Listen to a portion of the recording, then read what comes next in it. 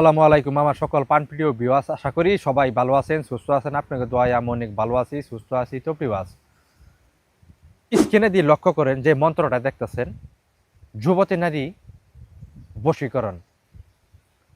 যুবতী নারী বশীকরণ।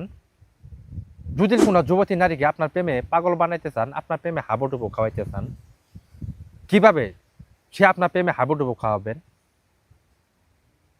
সেই কাজের নিয়ম কারণগুলো আমি আপনাদেরকে বলে দিব।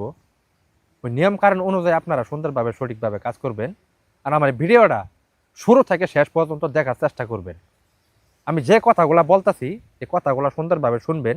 কাজটা কিভাবে করবেন, কিবারে দিন করবেন, সব কাজের নিয়ম কারণ আমি আপনাদেরকে সুন্দরভাবে বুঝিয়ে দিতেছি, যেন এই কাজটা আপনাদের করতে সুযোগ সুবিধা হয়।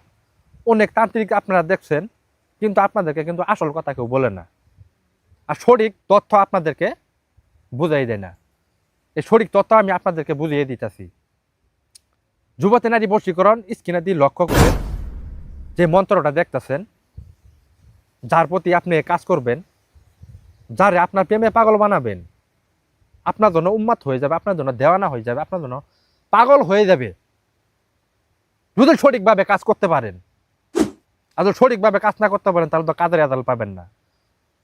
আমি যে নিয়ম মাইনে আপনাদের কাজটা করতে বলতেছি, ওই নিয়ম মাইনে আপনারা কাজ করবেন।